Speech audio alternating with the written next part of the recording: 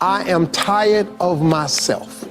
When you say I'm sick and tired of being sick and tired, that's the facilitator of change. That's when you're ready to say these words, no more excuses. No more excuses. I've never met a person who was not successful that didn't have a great amount of self-discipline within their life. Self-discipline and being able to perform and being able to keep your life on schedule and being able to keep commitments and promises and meet deadlines is essential to success. None of us can afford to have a life that is controlled by someone else or a life that is basically controlled by our emotions. I learned many years ago that there are two kinds of people. There's the type of person who says, I'm going to wait till I feel like it before I do it. And then there's a person who says, I've got to do it so that I feel like it. One will never get anything done because they're still waiting to feel the moment to move. And the other person says, no, I need to move, and then I will begin to feel the moment. Sonia, self-discipline is essential in your life and in my life if we're going to get things done. So I have a challenge for every one of you this weekend. The challenge is simple. As you go through your weekend, and sometimes it's kind of hopefully an easier time of your week, ask yourself, am I practicing self-discipline in my life? Am I doing the things that I should do because I need to do them, or am I kind of waiting to feel the moment? If you don't know this quote, live by it. One can have no smaller or greater mastery than mastery over oneself. That's Da Vinci. Da Vinci did amazing things with his life. I wanted to do equally amazing things with mine. And if that's the game that we're playing, if I can construct my belief system, if I can choose at any moment to believe something that's more empowering than I was believing the moment before, and that will actually find its way into my actions, allow me to do things that I couldn't do the moment before, then it's like that moment in The Matrix where Neo realizes he knows Kung Fu. And that's like, as funny as that is, that's how I think about life. To me, the very fundamental purpose of life is to find out how many skills I can acquire that have utility, and then put that utility to the test in service of something greater than myself. Stop comparing yourself to others. So the first thing you do is stop focusing on other people. Instead, focus on being the best version of you that you can. Then you'll recognize that you deserve to sit at the big table with everybody else after you become the best that you can be. Now, once you've accepted that you have as much right to success and much right to succeed as anybody else, the next step is learning how to talk the talk. You have to get fluent in the language of success so you speak it with ease. Surround yourself with people who've accomplished their dreams and immerse yourself in the culture of achievement. The ideal situation for a man or woman to die is to have family members praying with them as they cross over.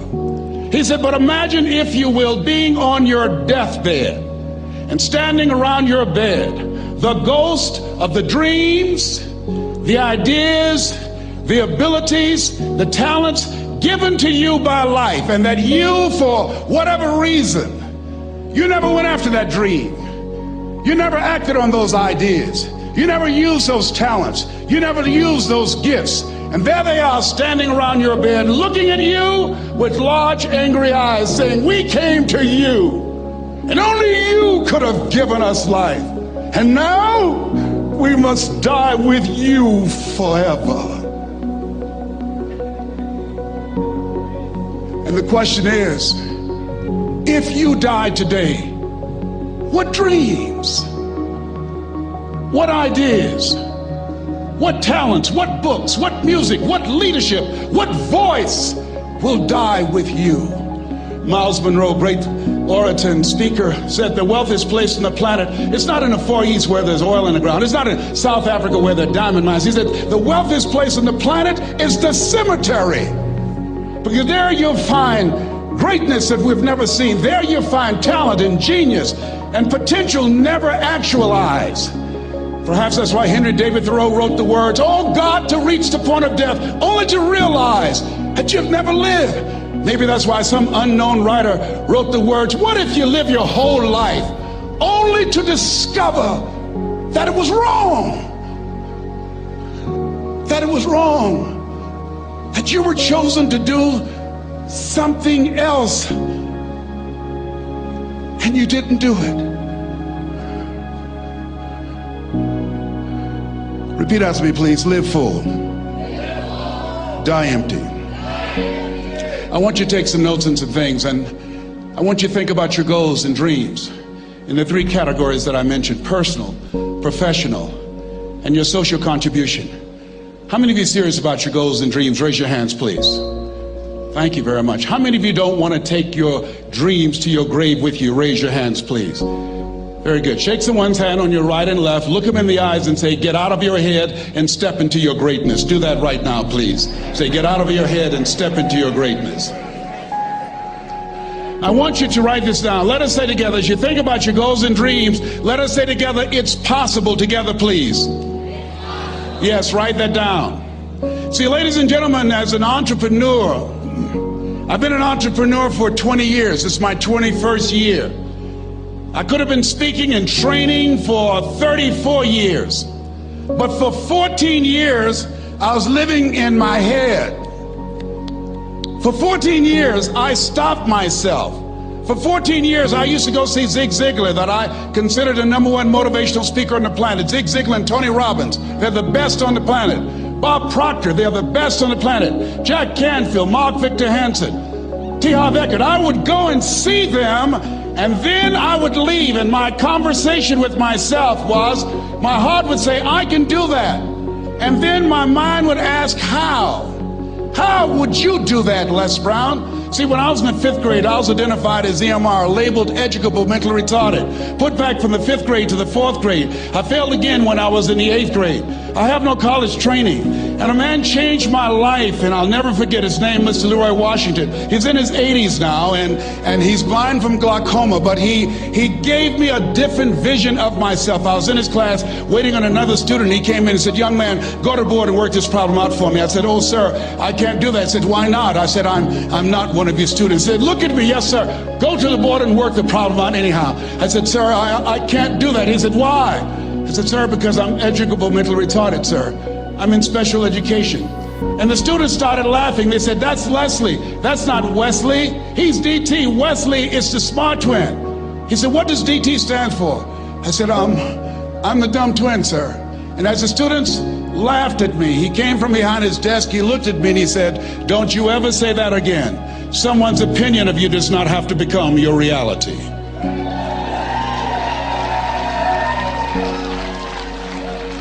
On one hand, I was humiliated, but on the other hand, I was liberated, because he looked at me with the eyes of Goethe, who said, "Look at a man the way that he is, he only becomes worse. But look at him as if he were what he could be, then he becomes what he should be." And so we developed a relationship.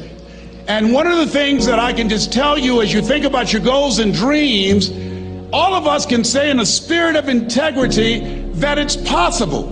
That if anybody at any point in time lived their dream, then it's possible that I can live mine. And what I did was, I made a mistake. I looked at my goals and dreams, and my mind said, "How will you do that?" I went from my heart to my mind, and I stayed up there for 14 years. 14 years. I can't bring those 14 years back. Those years are gone. And I've made a mission in my life to help people to stop putting it off and procrastinating. How many ever thought about something you wanted to do and you procrastinated, you talked yourself out of it? Raise your hand, please. There's a proverb that says, if there's no enemy within, the enemy outside can do us no harm. And so, as you look at your goals and dreams, every day we must convince ourselves, we must sell ourselves on that it's possible. Every seminar, every workshop, every book that I've ever read, every speaker that I've ever heard, it interrupted what I was believing about myself. Everything that you do, everything matters. As you go through each day, I know now as I look back at age 63, looking at my life, everything matters. T. Harv is right. How you do anything is how you do everything. And I realized that the choices I was making was based upon how I saw myself. Let us say together, it's necessary. Write that down. It's necessary as you look at your goals and your dreams, it's necessary that you have a strategy and a game plan to change the story that you believe about yourself. And that's an ongoing process. I've discovered, and many people have, that what we do, what we accomplish, what we produce is a result of the story we believe about ourselves. My favorite book says, "Be ye not conformed to this world, be ye transformed by the renewing of your mind." And so as I began to work on myself, I realized that I'm getting out of one story and stepping into another story. As I become aware of some things, there's still some things I'm not aware of. So I'm still growing, I'm still developing. I'm like the lady who said, "Lord, I ain't what I want to be, ain't what I'm going to be, but thank God I sure ain't what I was." But I realized that you have to work on yourself on a regular basis, and write this down, for mental mindset. For mental mindset and stamina. Because things are going to happen to you.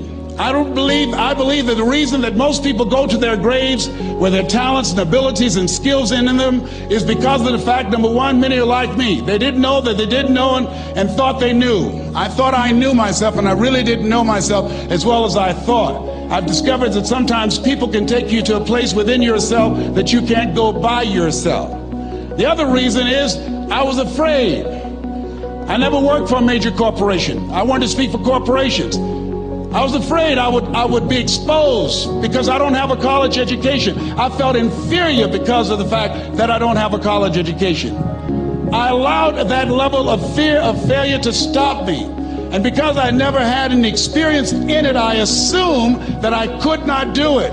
I was paralyzing myself by believing and assuming the limited part of myself as opposed to believing that I had something special. You have something special. There's something you want to do. Because you don't know how to do it doesn't mean that you can't learn. I like something that I heard. You don't have to be great to get started, but you have to get started to be great. Repeat after me, please. Leap and grow your wings on the way down. See, the people that will live their dreams, the 2% that will do that, these are, and write this down, become a risk taker. They're risk takers. They don't mind failing. They don't mind making mistakes. They're willing to take life on, take life in the collar. This, God said, if you're not willing to risk, you cannot grow. And if you cannot grow, you cannot become your best. And if you cannot become your best, you can't be happy. And if you can't be happy, then what else is there? I like what Helen Keller said. She said, life is short and unpredictable. Eat the dessert first.